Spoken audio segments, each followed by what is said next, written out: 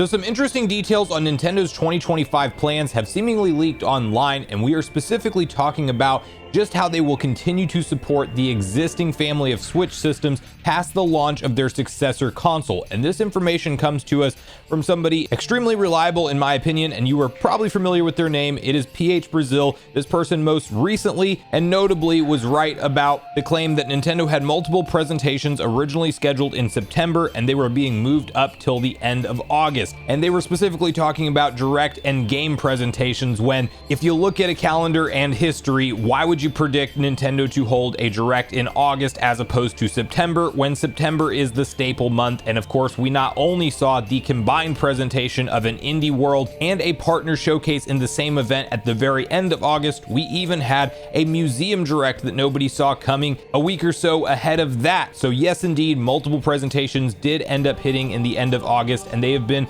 very reliable with all of the information that they've put out, minus a miss with the claim of an April direct, but they later then clarified that they realized that was old info ahead of April even finishing. And this was also the individual first to the punch with those internal reports that once upon a time there was a plan for Nintendo to launch their next gen console as soon as holiday season 2024, and those plans shifted, and we saw Bloomberg, Eurogamer, VGC, all the biggest credible outlets all corroborate that same exact story with their own sources. And we are of course now waiting for whether or not 2024 is even the reveal year for us to get a first look at this hardware. I really like next week, but we'll see where we're at with all of that. But this story doesn't so much have to do with the Switch 2 and the hardware as much as it does with the Nintendo Switch family of systems and how Nintendo plans to support these consoles ahead of their successor release. Because obviously whenever you launch a brand new console generation, that is where your priority and your focus is going to be if you're Nintendo, with marketing that thing, putting out a ton of new first party content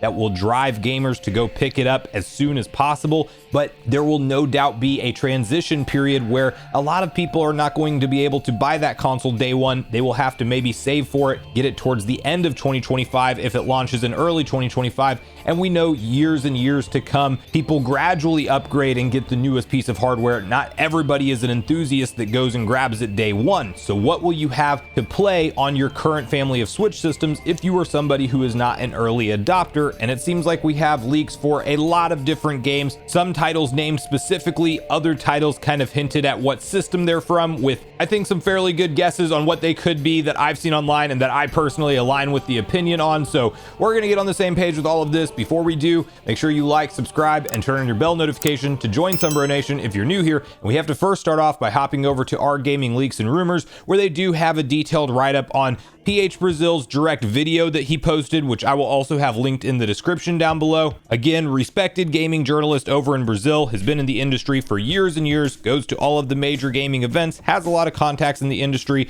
and this is a recap of the information they had to share in said video. PH Brazil: Nintendo is courting third-party devs to do remasters on Switch 1 to make up for Nintendo's own teams being busy with Switch 2. Brazil reiterates what he previously said about remasters for a GameCube game and a 3DS game, though he didn't say which games, but he also mentioned some third-party games that'll get remasters on Switch 1 in 2025 as part of an initiative from Nintendo to court third parties and help compensate for Nintendo's own internal teams being too busy with the Switch 2. These games include, from Ubisoft, Splinter Cell Blacklist, Rayman 3, which is not connected to the rumored Rayman remake by Ubisoft that recently appeared online, Driver 1 and 2, and potentially Driver SF down the line, two more unnamed titles under consideration. Then from EA, we have additional Wii games, which we'll walk through a quick little list of what EA published on the Wii, so you have an idea of maybe what those could possibly be. And Bandai Namco, multiple projects, although there wasn't any specified franchises named. And then from a big Western third-party publisher, 2 releases. Brazil specifically mentioned that this initiative is to make sure Switch 1 owners who don't immediately upgrade to Switch 2 still have some new things to play while Nintendo is focused on Switch 2. This doesn't necessarily mean the system is further out than most expected. So before we get into the third-party games conversation, I do want to highlight what was read at the top of that post, which was that outstanding rumor, which essentially we haven't seen the reveal of either title that PH Brazil has been hinting at, which is a 3DS remaster and a GameCube remaster. And of course, we've already seen Nintendo pull from this group of consoles with a handful of remasters on the Switch today. In fact, it's how they're padding out some of the end of the Switch's life cycle already in 2024, with games like Luigi's Mansion 2 HD coming from the 3DS era and Paper Mario Thousand Year Door coming from the GameCube era. And it's games like that that I think Nintendo will continue to pick from prior generations and put out as their first party content to support the Switch, but it'll be few and far between for the Switch going forward after we find out about the new hardware, and after that is the primary focus, and especially after that hardware launches, let's say in the March or April timeframe.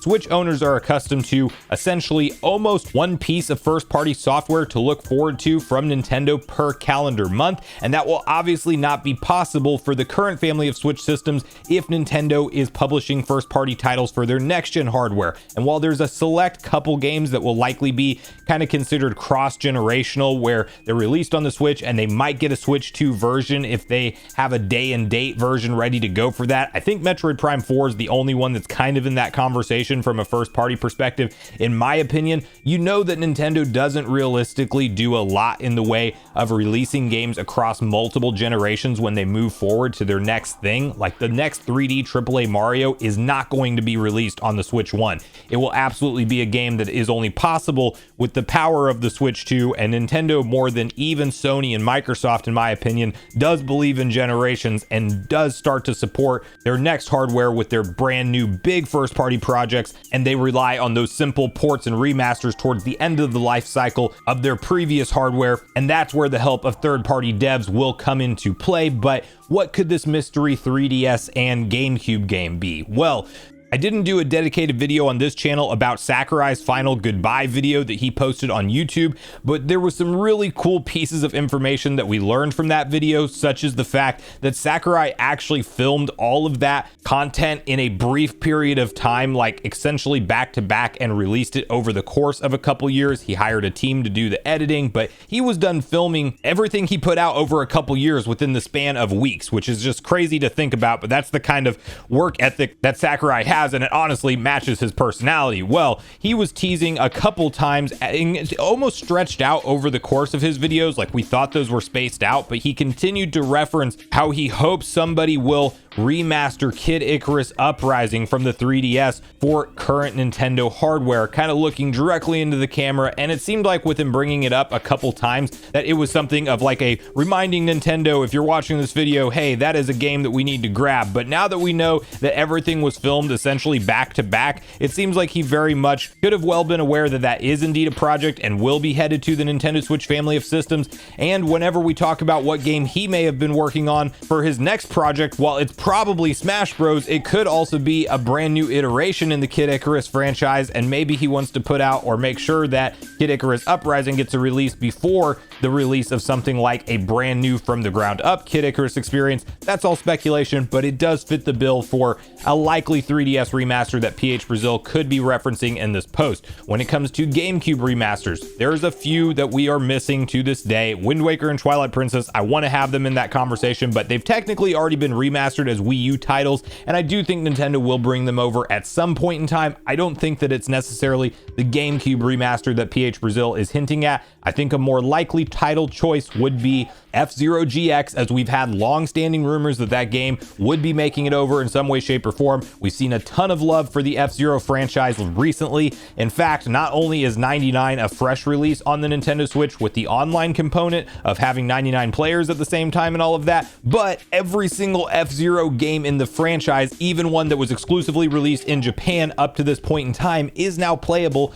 on the Nintendo Switch except for F-Zero GX. So if Nintendo wants to give this franchise another go, I think they bring over the best game in the franchise, which in my opinion is F-Zero GX, give it those quality of life enhancements, have a great online system for GX, which would be a huge enhancement, and give it a chance to sell on an install base of 143 million plus to kind of feel the waters out on who's going to pick up an F-Zero game. I do think that that's a likely project. Obviously they could be other ones, but those are the two first party games that come to mind. Now Splinter Cell and the Driver games, really cool, not franchises I really got into over the course of history, but Rayman games on the other hand, I would very much be excited to see. There's already one outstanding rumor that we are going to get a Rayman remake soon from Ubisoft, and this seems to be separate from that, like a Rayman 3 game that's going to be released as a remaster from Ubisoft. And then whenever you talk about EA, well, the Wii is what's being claimed for theirs, and you know, a lot of Need for Speed games are definitely standout ones that we could see. Interestingly, My Sims is an EA published game, which that we already know is coming to the Switch, so that's technically could be considered one of them, but we do have the announcement for that, and PH Brazil is claiming that there's more. So a lot of Need for Speed is on my list of ones that we would see. Other Sims games were released from that era. Harry Potter they could go back and remaster. I don't necessarily see them doing the Medal of Honor games, but those would also be good ones to pick. There's that interesting Dead Space Extraction that released on the Wii, and we know pretty much all of the sports games will not be on the table. And then, you know, Bandai, not really a specific generation was given for what kind of remasters would come over from them, but my mind goes straight to Dark Souls because we have Dark Souls 1 remastered, and while we might need next gen hardware for Dark Souls 3 and of course for Elden Ring, I do think there's a world where Dark Souls 2 could still come over to the current family of Switch systems without any problems. I mean, it was originally a Xbox 360 and PS3 game. They could definitely redo it. Even Scholar of the First Sin, which was the remaster of that, could easily run on the PS4 and Xbox One generation. I think they could definitely pull that one over if needed. Then you have the big Western third-party publisher, and Activision immediately comes to mind for me. I do think that something like a Call of Duty remaster would make a lot of sense, and there's some smoke going on with the Tony Hawk franchise right now about that maybe being back in the works for some kind of future re-release. But of course, 3 and 4 remaster in a combo pack the same way that they did 1 and 2 would be ideal, but that's not confirmed at this point in time, and that may or may not be related to what PH Brazil is hinting at here. But the good thing is that Nintendo will no doubt put a focus on supporting the Switch 1 past the Switch 2, even if it's not with a ton of their first party content that will be sprinkled in here and there. They are actually taking a specific initiative to entice third-party publishers to go ahead and go back to their back catalogs and remaster some simple projects to bring over to their vastly successful Switch family of systems, which will still be out there and being played even past the launch of the Switch 2. But that's where I really want to hear from you guys at this point in the video, what you make of this report from PH Brazil, and whether or not you put any stock into the games that he named that will be supposedly coming over to the Switch family of systems, and out of the possibilities of a 3DS game and a GameCube game that you'd want to see brought to the Switch family of consoles, what would you like that to be? And if you had to guess from the other publishers what games they might bring over to the Switch family of systems, which ones would you most hope to see? So make sure you share all your thoughts and feelings in the comments down below before you leave, regardless if we agree or disagree. Also make sure you like, subscribe, turn on your notification bell. And with that, I've been Sunbro, you've been Nation. Thanks so much for watching, and I'll see you guys in the next video.